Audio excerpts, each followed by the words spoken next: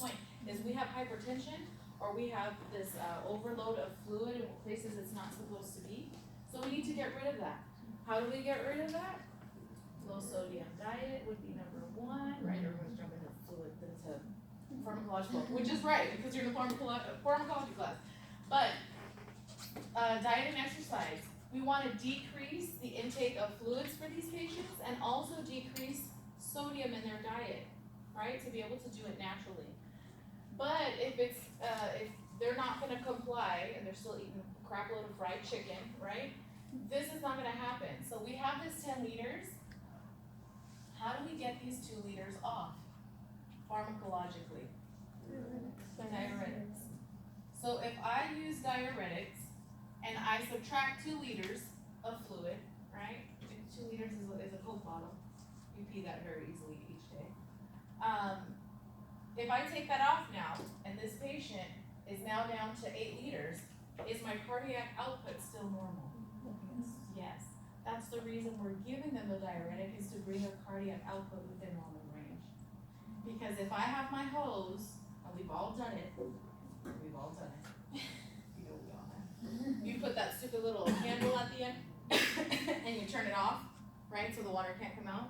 And then you jack up the water all the way as high as it can go. What happens to your hose? Damn it, I gotta buy a new hose, right? Guess what? That can happen to our pipes. That can happen to our pipes in our body.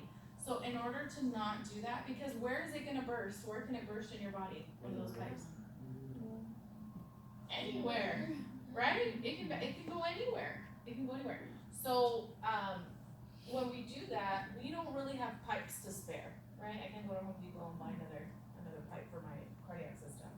So in order to do that, we want to decrease the fluid. So if I, instead of doing that and I hold back a little bit, then all of a sudden I'm putting less pressure on my hose. Does that make sense? Yes? Okay. Because you have to remember, your cardiac system is not like our lawn hose system, because that's an open circuit, right? It leads to the outside. This is a closed system. The whole thing is closed. Do people that have varicose veins have an issue with their output as well? Not necessarily with their output, but more of their perfusion. That's more of a pipe issue. Yeah. But yeah, they absolutely can. The heavier you are, the more varicose veins you get, the more your body has to work harder to oxygenate stuff that's not supposed to be there. Does that make sense? Yeah. Okay. So yes, we could give diuretics and they could still be within normal cardiac output. Any questions there? Okay, so the way we do it is depending on what all the other issues that they have. What's the one lab you want to check no matter what before you give a diuretic? Almost. Potassium, right? Because your loop diuretic and your thiazides do what to the potassium? Release it. They decrease your potassium. So if I say, okay, you have a patient who's in heart failure, yada yada yada, they're having signs and symptoms, right? They're having a cough, it sounds disgusting, and they're coughing stuff up. You say, oh, okay, they have heart failure. What side? They have a Left, right? Because backing up into the lungs. Okay, very good. So left-sided heart failure, and you're giving furosemide to the patient. You say, okay, why am I giving furosemide to this patient? to release fluid. To decrease fluid, right? Which will then decrease Which is factors. Cardiac output. Stroke volume. Stroke Heart rate. The backup. decrease stroke volume, decreasing pressure, right? So decreasing pressure, and as it does that, it releases what in the urine? Okay, so what's the most important lab that I would want to check? Our potassium level. Guess what? You check the potassium level and it's low. Do I give this medication or not? I do not. Same patient, same signs and symptoms, same issues. You are going to give aldactone or spironolactone. You check the potassium. It is low. Do you give or do you not give? Yes. Why do you say yes? This is potassium. Because it's potassium sparing. You're not don't worry that it's gonna decrease, right? And then you educate your patient to do what?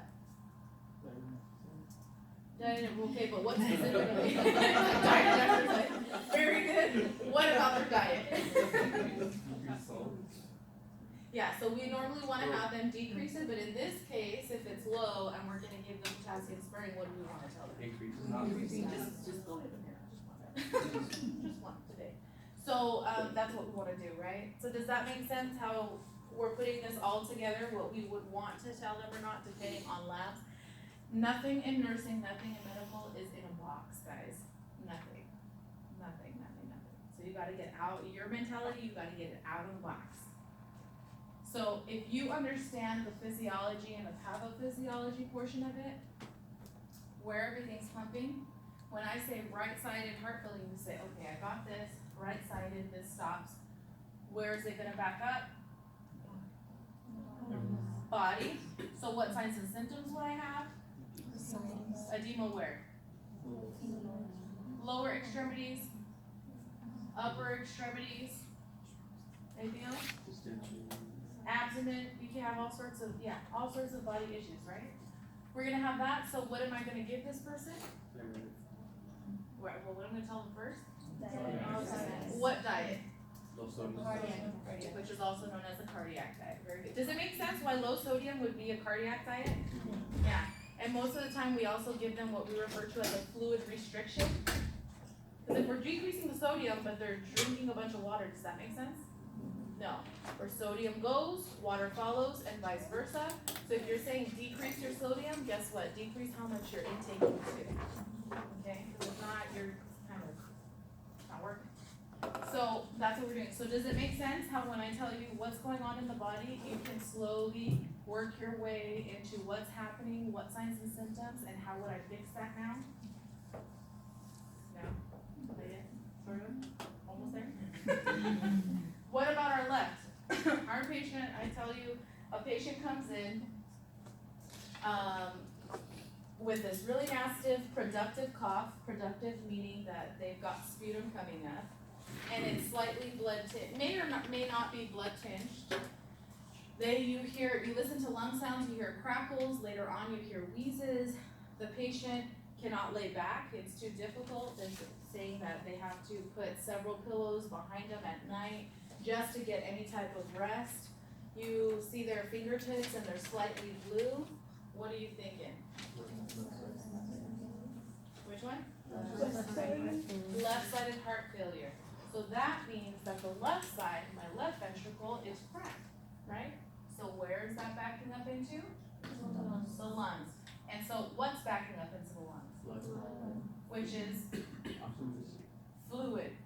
Fluid's backing up into there, causing the cough, causing the crackles and the wheezes. And if it backs up too much, guess what? Guess what comes up from your lung? Trachea? Your trachea, right? So then you can cough it out. That's the fastest way to get it out, is cough it up. If you cough it up, they're coughing all that stuff. So what's gonna be my treatment for this patient? Because what is the diagnosis? What are you saying they have? Left-sided heart failure. And that means they have an increase in volume. So what are you gonna give them? Yes, treatment's the same for both. It's a volume issue. It's a volume issue. Okay? If it's a volume issue, we treat it with diuretics because that decreases the volume. If it's not a volume issue, their volume is fine. But maybe it's a pressure issue. Now what are we gonna treat them with?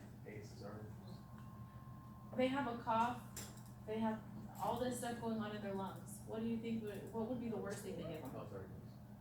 Would be the worst thing to give them would be an ACE inhibitor, right? Because what are the side effects of an ACE inhibitor? Persistent dry cough. Not fun. So they already have a cough, you wanna give them a cough? Not really.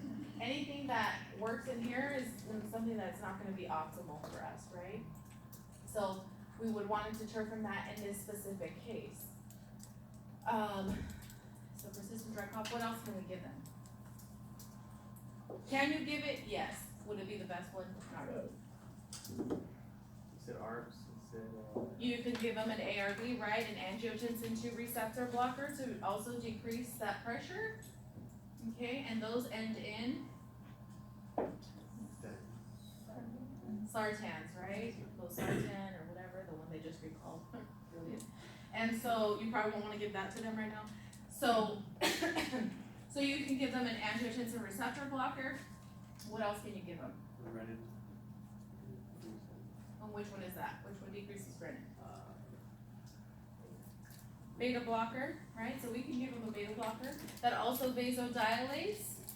Okay, so when it vasodilates, that allows for the pressures to come down. Okay, what else can we give them? Calcium channel blocker, right? We give them a calcium channel blocker.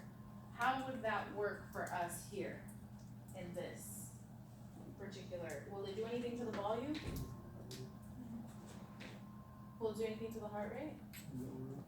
Yeah, it'll decrease your heart rate, right? Beta blockers do the same thing. So what would be the number one vital sign I'd want to take for both of those?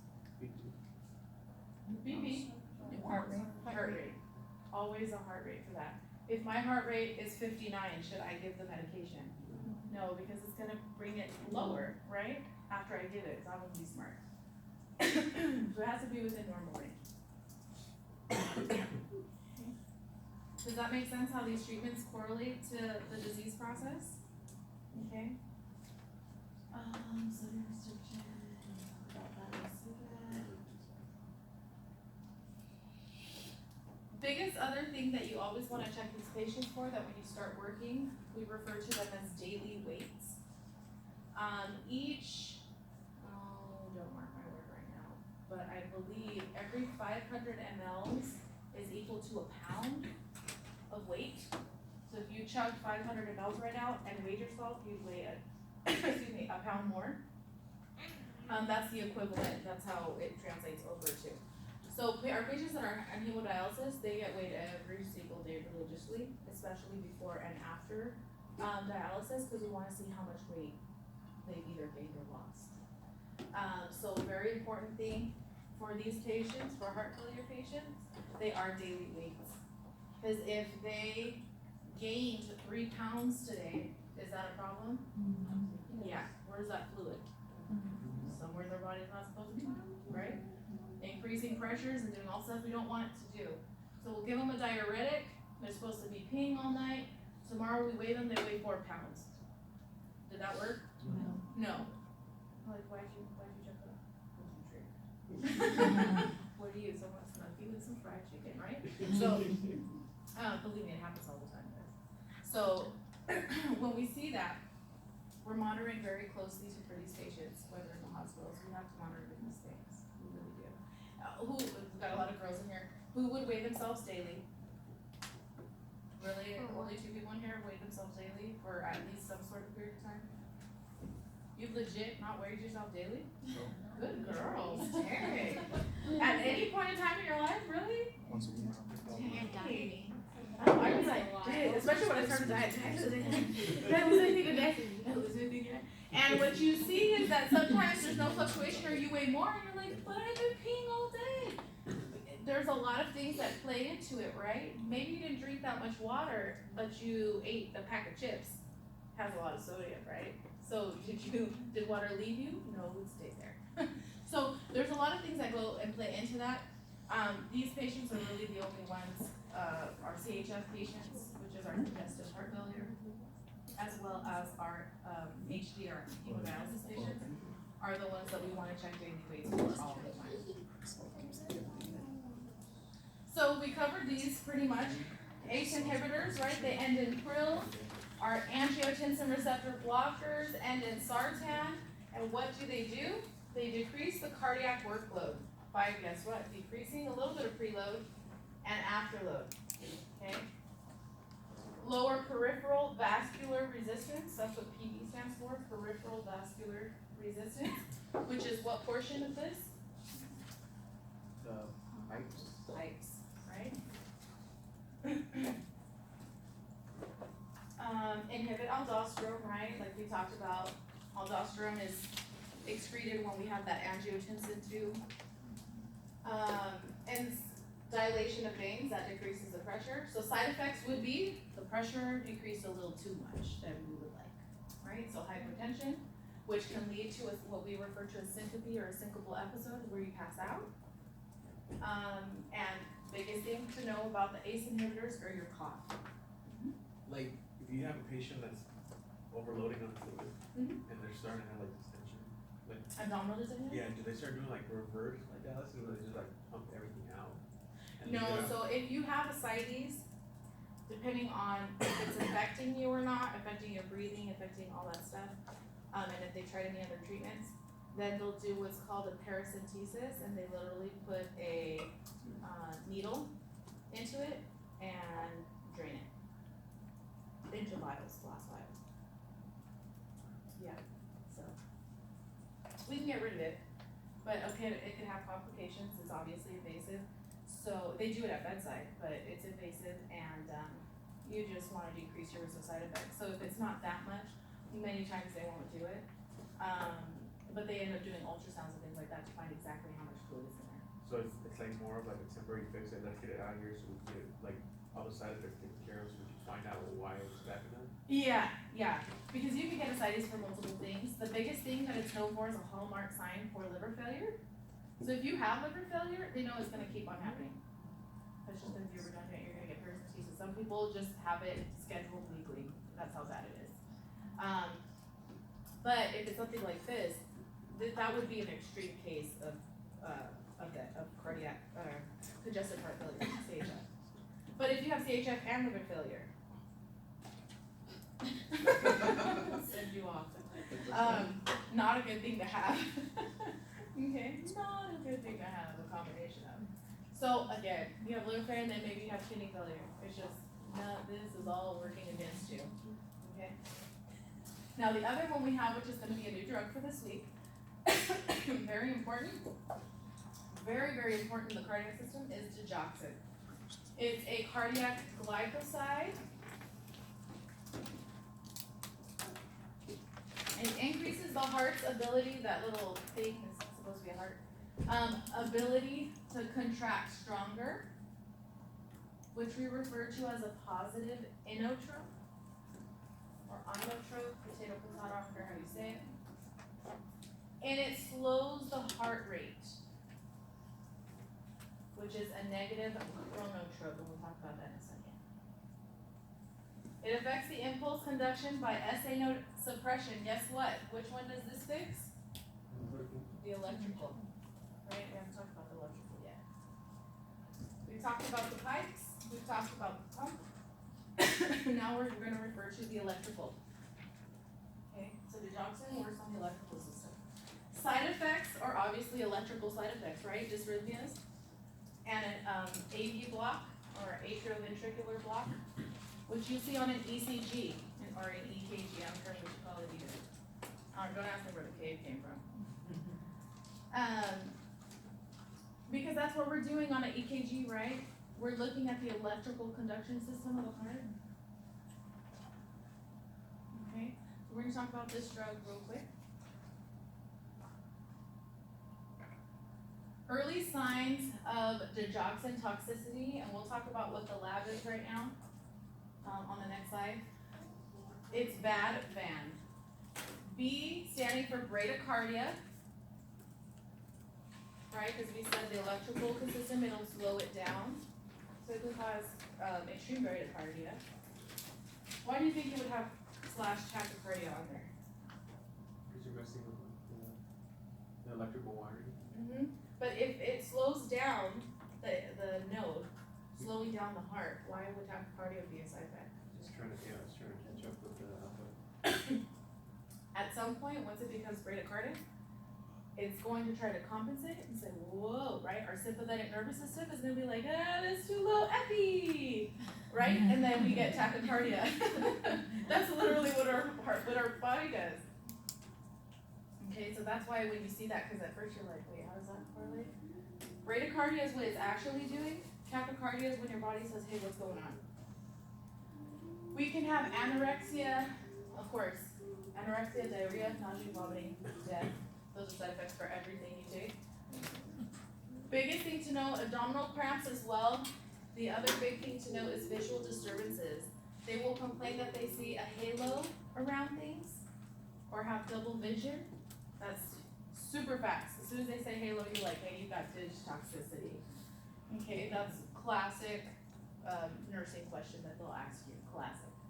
Okay, so bradycardia because it's lowering the electrical system of the heart. Visual disturbances with the halo is a hallmark sign for this. So what assessments would we want to do before giving this medication?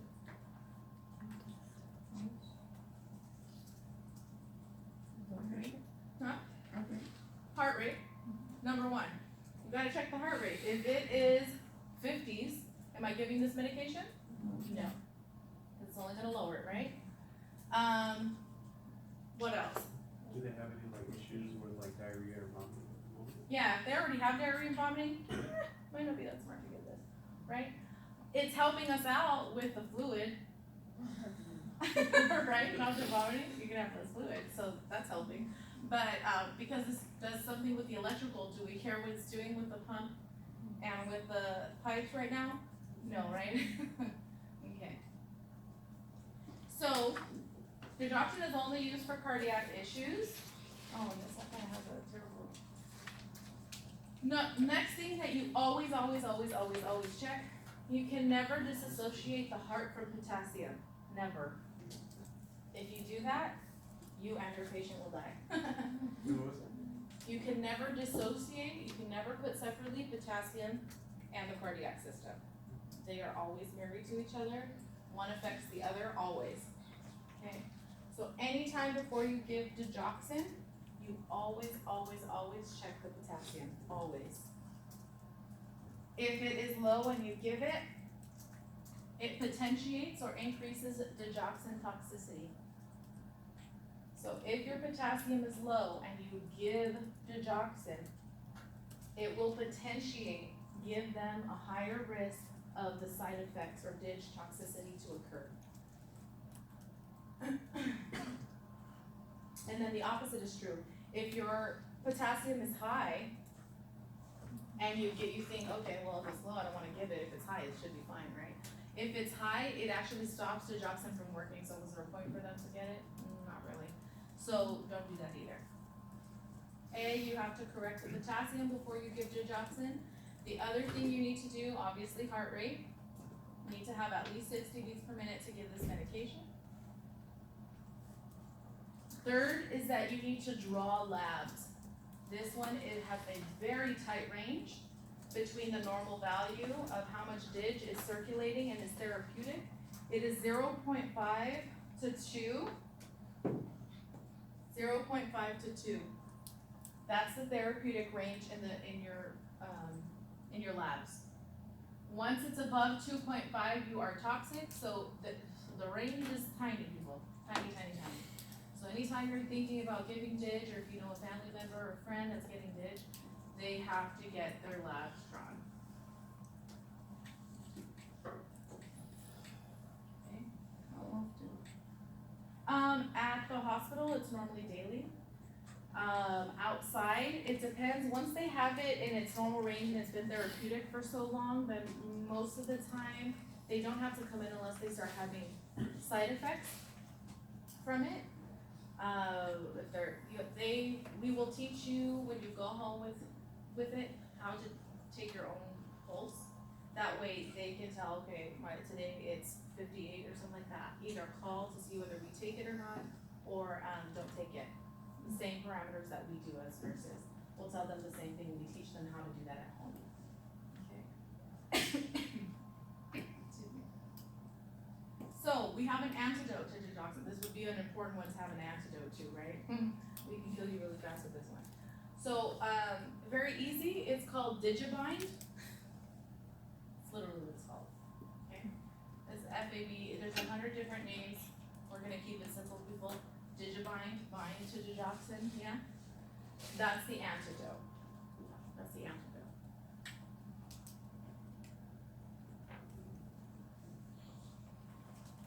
Professor. Yeah.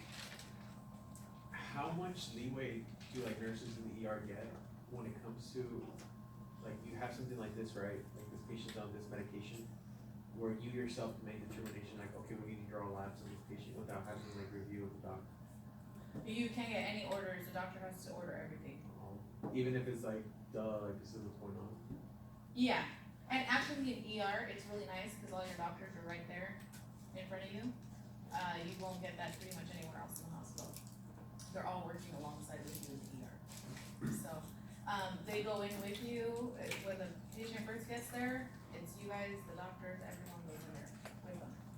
Because they're obviously seeking immediate attention. I mean, if you're going in there for something that's like urgent care, then yeah, they won't go in there. But something serious like this, absolutely, they'll go in there, see what's going on, check everything themselves, and, now they're moving towards putting their own orders in. So the nurse is not actually even receiving orders, they have to go on and do it themselves. Half the hospitals have gone with the program in the area, the other half not so much, but by the time you guys are nurses, it hopefully should be. Is that to speed up the process or to prevent errors? To prevent errors, because if you tell me like, oh, give digoxin, blah, blah, blah, however much, and there's 10 people in the room, I might think you said something else, so.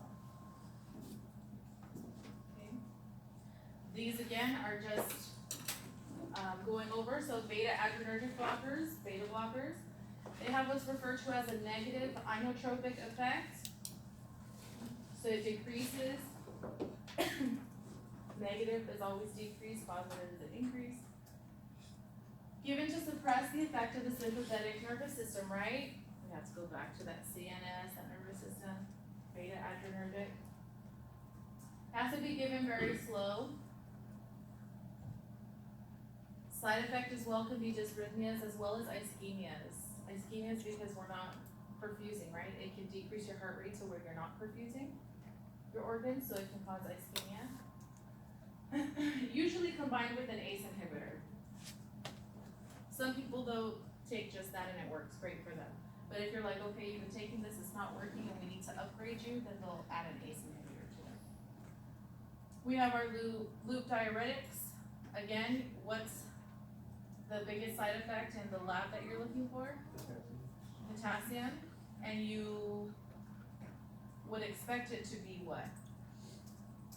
Like before or Before. after? After? Low. So this patient, you're teaching them to do what? To increase dietary potassium, right? Because when they pee, they're gonna let it out.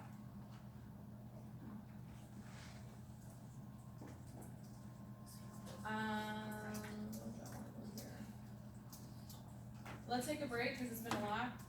Let's take a 15 and come back at